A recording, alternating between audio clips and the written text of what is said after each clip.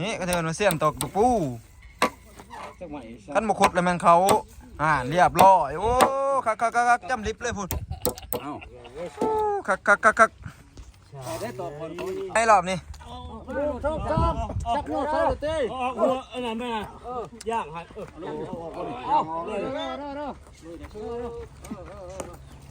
สมัครเลยเนาะรอบนี้ก็จะเป็นตะกล่องให้เด้อ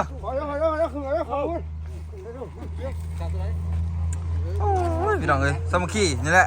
สมัครต้องสำเร็จแม่นบ่คำว่าสมัครเนี่ยมันสำเร็จตายเลย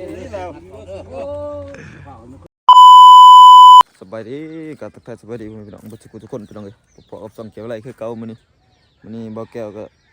มาเวียกแต่เช้าพี่น้องเอ้ยมาย่อเสาหรือว่าตั้งเสาเฮือนในป่าเนาะผู้ว่าพี่ๆฝั่งไทยเอิ้นว่าหยังเนาะตั้งเสาเฮือนย่อเสาเฮือนฝั่งลาวเอิ้นย่อเสาเนาะย่อเสาตั้งเสาปูเฮือนใหม่พี่น้องเอ้ยมาเบิ่งบรรยากาศนำกันเฮือนก็บ่ใหญ่บ่น้อยพี่น้อง15เสาแต่ว่าตอนนี้ยังถาคนมาอยู่เนาะกำลังมา2คนนี่คุมเพิ่นเฮ็ดกันเลยไปนี่3ไปนี่ก็3ทางนี้3พี่น้องไปนี่2 4ทางนี้5 3 5 15เนาะประมาณนี้พี่น้องเอ้ยบรรยากาศดิมีผู้หนึ่งแล้วมาย่อเสาตั้งเสาพี่น้องมื้อนี้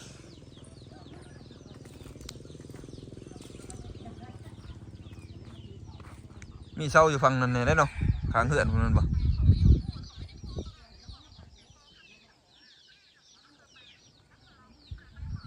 มันนี่พี่น้องเดี๋ยวถ้าคนมาก็สิยกเสานี่เขาตั้งแต่ละจุดที่ฟังไว้เนาะบ่ได้ใส่รถยกเด้อพี่น้องแถวเขตชนบทแถวเขตบ้านบ่แก้วนี่ใส่แบบว่าสามัคคีเนาะเพื่อแห้งบ่เกี่ยวแห้งกันมาติดตามเบิ่งพี่น้องตัดภาพไปผสมปูนสร้างกำลังมา4-5 คน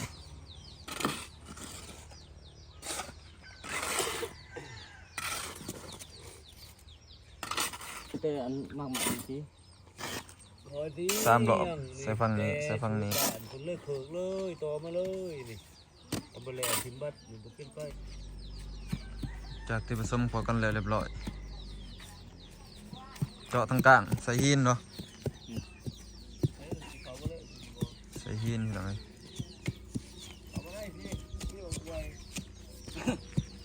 ดอกสร้างกับมือ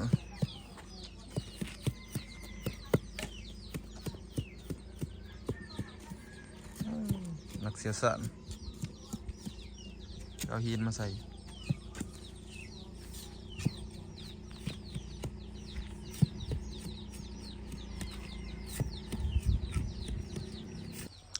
หินเลยใส่7หิน8ไม่ใส่8หิน8เนาะคุณก็เริ่มมาลายใส่น้ำต่อพี่น้องเอ้ยไปมาไว้ก่อนวิถีชีวิตเฮ็ดแบบบ้านๆเลยพี่น้องใส่กับขี้ดินเลยบ่ได้มีกระมังบ่ได้มีอ่างปูนเนาะเฮ็ดอันนี้เลยเรียวๆเลยติดตามเบิ่งนำกันพี่น้องอันนี้สร้างนะนี่โอ้สร้างวัดความเที่ยงนะ4 นิ้วแล้วนะสร้างแบบ4 นิ้วแล้ว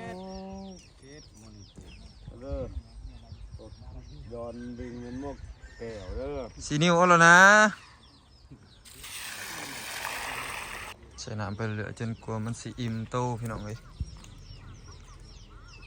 ก็จะใส่เต็มหมดเทนก็มันสิอิ่มเนาะจังสิได้ชั่วจังสิได้คดเดี๋ยวไปติดตามเบิ่งนำกันทุกคนเลย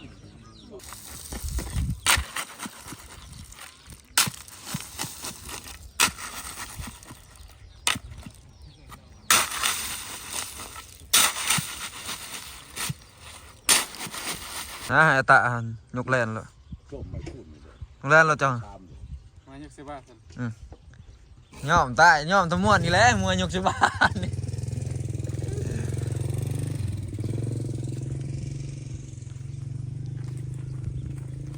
นี่เสาเอกเสาโถเนาะตอนนี้ขึ้น3 เสาเลย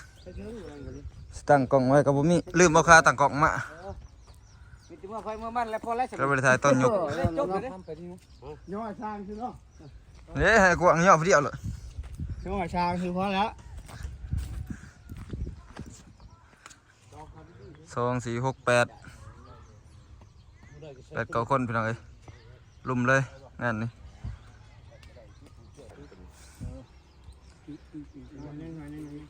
เท่าไหร่ห้ามอ่ะ ห้ามแต่นี่ไปพูนเอายกเขาสิเบิ่งให้รอบนี้ จับโน่ใส่เต้ อันนั้นแม่ย่างให้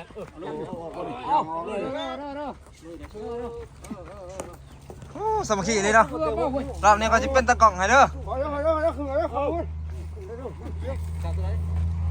โอ้ยพี่น้องเอ้ยสามัคคีนี่แหละสามัคคีต้องสำเร็จแม่นบ่คำว่าสามัคคีนี่มันสำเร็จ อันนี้ตายเลยนี่แล้ว นี่มือจ่ายนี่ร้อยนะมือจ่อยนี่ ของแท้ ของแท้ป้าบักซิบเลยนี่อีกหาเศร้าผมตั้งนั้น ปั๊บมาตื้อเอานี่เอาเจ้าครับนี่เนาะงั้นนี่บ่ครบเลยจ้ะฮะ ยาเฮ็ดดา เสร็จไปใกล้เครื่องพิธีทีมงานเฮาห้ามเศร้าห้ามตั้งแต่พูนมาพี่ทีมงานนั้นยกตั้งที่ชีวิตใส่แห่งคนสามัคคีเท่านั้นที่จะสำเร็จพี่น้องเอ้ยบ่ได้ใส่รถยกเด้อนี่ใส่แห่งคนเบิดวิธีบ้านๆเลยพี่น้องอ่ะมาเบิ่งเพิ่นย่อกันขึ้นเอา4 5 6 7 8 9 เอาแล้วเลยเนาะ แล้วเบียงเขาแล้ว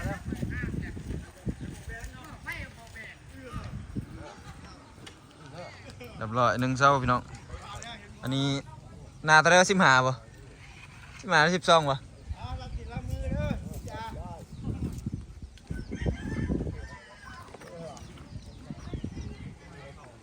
นี่แหละพี่น้องเอ้ยก็สิประมาณนี้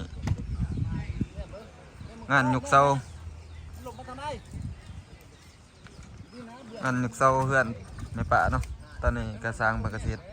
หลังจากที่ยกแล้วขึ้นเบิดนี่มันก็สิเทก้อยปูนเทพื้นจับระดับความเทียงของแต่ละเสา เนี่ยตะขางเนี่ยซื่อแต่ว่า อ่ะเดี๋ยวถ่าเบิ่งต้นนะพี่น้องนี่พี่น้องเอ้ยเบิ่งเสี้ยนตอกตะปูนี่นี่เรียบร้อยสอดปุดนี่เล่าไปเลยนี่ ช่องโอ้หัวเปียกเปียกกันออก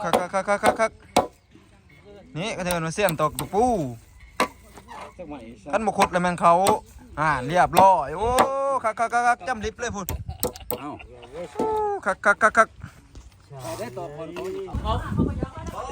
เขา ไปที่เขาสามัคคี